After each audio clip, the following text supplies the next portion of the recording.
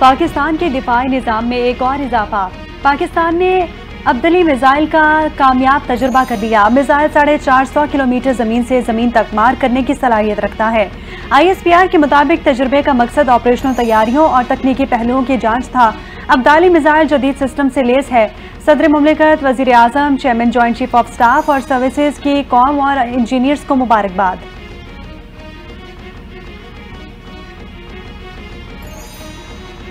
Security forces का दहशत गर्दों के खिलाफ घेरा तंग। खैबर पख्तूनख्वा में सिक्योरिटी फोर्सेस की 3 मुख्तलिफ कार्रवाइयां, 5 खवारिज हलाक हो गए। कार्रवाइयों में हाई वैल्यू टारगेट खवारिज फरीदुल्लाह भी मारा गया। ISPR के मुताबिक बाजोड़ में खुफिया इतला पर सिक्योरिटी फोर्सेस ने ऑपरेशन के दौरान 2 खारजी गिरफ्तार कर लिए। मोहम्मद में खारजियों का खुफिया ठिकाना तबाह। गिरफ्तार दहशत गर्दों से असलहा और बारूदी मवाद भी बरामद हुआ।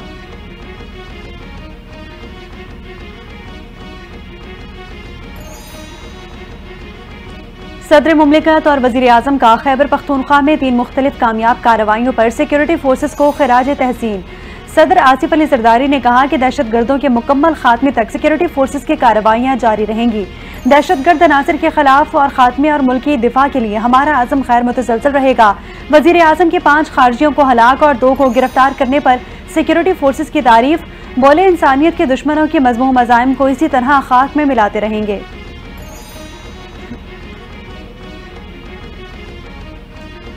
वजीर आजम शहबाज शरीफ से तुर्किया के सफीर की मुलाकात।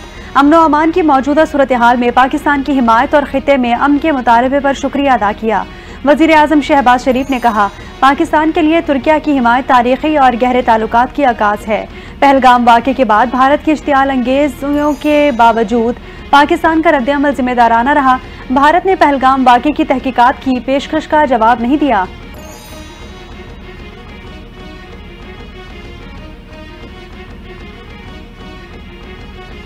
वज़ीर ख़ारजा इसहाक डार का यूनानी हम मनसब से टेलीफोनिक राब्ता हुआ। पाकिस्तान के खिलाफ भारत के बेबुनियाद इल्ज़ामात और एक तरफा गैर कानूनी इक़दाम से आगाह किया। इसहाक डार ने कहा कि भारतीय इक़दाम से इलाकाई अमन और सलामती को खतरा है। पाकिस्तान बेबुनियाद इल्ज़ामात को मुस्तरद करता है।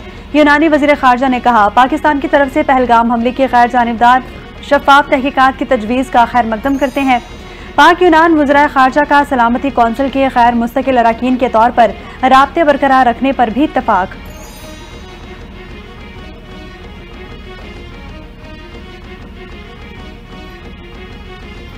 OIC का जनूबी एशिया में अमन सलामती की बिगड़ती हुई सूरत हाल पर इजहार तशवीश। पाकिस्तान और भारत से मसाइल का हल पुरअमन मुज़ाकरात से निकालने का मुतालबा। एलामिये में कहा गया कि OIC दहशत गर्दी की हर शक्ल और सूरत की सख्ती से मजम्मत करती है। जनूबी एशिया में अमन सलामती और इस्तेहकाम को यकीनी बनाना वक्त की अहम ज़रूरत है। दोनों ममालिक से अपील है कि वो तहम्मुल का मुजाहिरा करें और किसी भी ऐसे इक़दाम से गुरेज करें जो खिते में कशीदगी को मज़ीद बढ़ा सकता हो।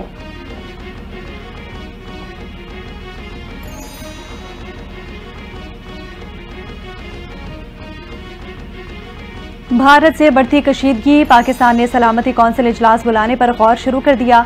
अक़वाम मुत्तहिदा में पाकिस्तान के मुस्तकिल मंदूब आसिम इफ्तिखार का कहना है, सूरत हाल का बगौर जायजा ले रहे हैं। मुनासिब वक्त आने पर पाकिस्तान सलामती कौंसिल का इजलास बुलाने की दरख्वास्त करेगा। भारत की पैदा करदा सूरत हाल आलमी अमन के लिए खतरा है। समझते हैं कि सलामती कौंसिल को इस पर गौर करना चाहिए।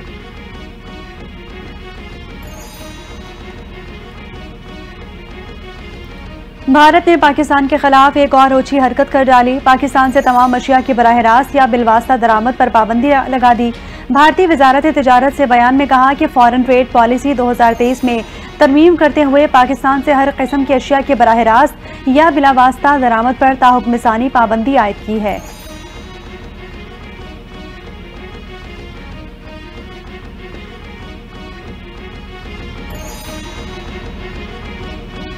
सदर मुमलिकत आसिफ अली जरदारी ने CDA तरमीमी ऑर्डिनेंस जारी कर दिया। तरमीमी ऑर्डिनेंस का गेजेट नोटिफिकेशन जारी।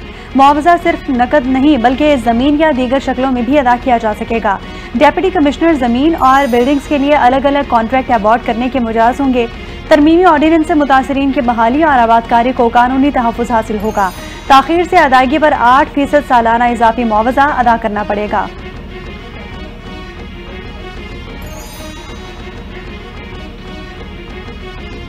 पाकिस्तान में माहौलियाती तब्दीली और ग्लोबल वार्मिंग के असरात नुमाया। अप्रैल का महीना मुल्की तारीख के गर्म तरीन महीनों में शुमार।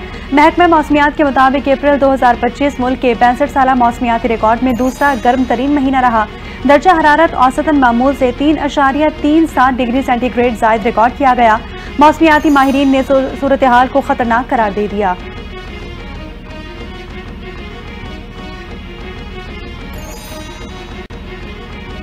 अमरीकी रियासत टेक्सास में हादसा। 80 लाख सिक्कों से भरा हाईवे ट्रक उलट गया। हाईवे को ट्रैफिक के लिए बंद कर दिया गया। हादसे के नतीजे में ट्रक ड्राइवर और एक मुसाफिर जख्मी हो गए। ट्रक उलटने के बाद इंतजामिया की जानिब से सिक्के जमा करने का काम शुरू कर दिया गया, जिसमें मशीनरी की मदद भी ली गई।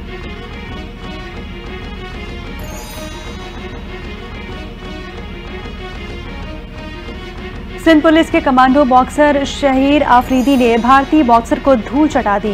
भारतीय बॉक्सर तरजोत सिंह को चौथे राउंड में शिकस्त दे दी। तीसरे राउंड में भी भारतीय बॉक्सर लड़खड़ा गए थे। चौथे राउंड में रेफरी ने भारतीय बॉक्सर को खेलने से रोक दिया।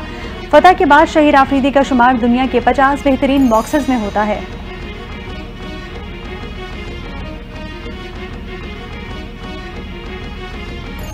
पाकिस्तान समेत दुनिया भर में आज़ादी सहाफत का दिन मनाया जा रहा है। इस दिन का मकसद सहाफ़ियों और मीडिया इदारों को दरपेश खतरात, दबाव और पेशा वराना रुकावटों को उजागर करना है।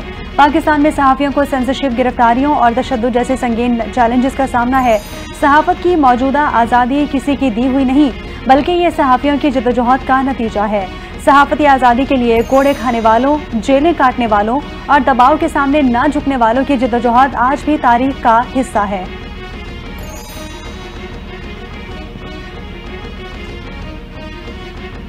मुमताज़ आलिम दीन और सीनियर सियासतदान सेनेटर प्रोफेसर साजिद मीर तवील अलालत के बाद इंतकाल कर गए। मरहूम के नमाज जनाजा आज रात 10 बजे आवाज़ शहर सियालकोट में अदा की जाएगी। सोग बारान में 2 बेटे, 1 बेटी और 1 बेवा शामिल हैं। साजिद मीर मरकजी जमात अहले हदीस पाकिस्तान के अमीर भी थे। सेनेट की कायमा कमेटी बराए साइंस एंड टेक्नोलॉजी के चेयरमैन भी रहे।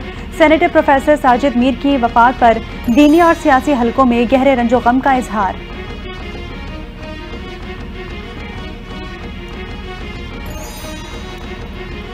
और पाकिस्तान रेलवे का शहरियों के लिए अहम इकदाम, ट्रेन में लग्जरी सैलून बुकिंग कराने की सहूलत पेश कर दी। रेलवे के 5 लग्जरी सैलून अब आवाम की रसाई में होंगे। वज़ीर आज़म, वज़ीर, चेयरमैन रेलवे के सैलून मुसाफिरों के लिए दस्तियाब होंगे। चीफ एग्जीक्यूटिव ऑफिसर और IG रेलवे के सैलून भी बुकिंग हो सकती है। मुसाफिरों की सहूलत के लिए किराया इंतहाई मुनासिब रखने का फैसला।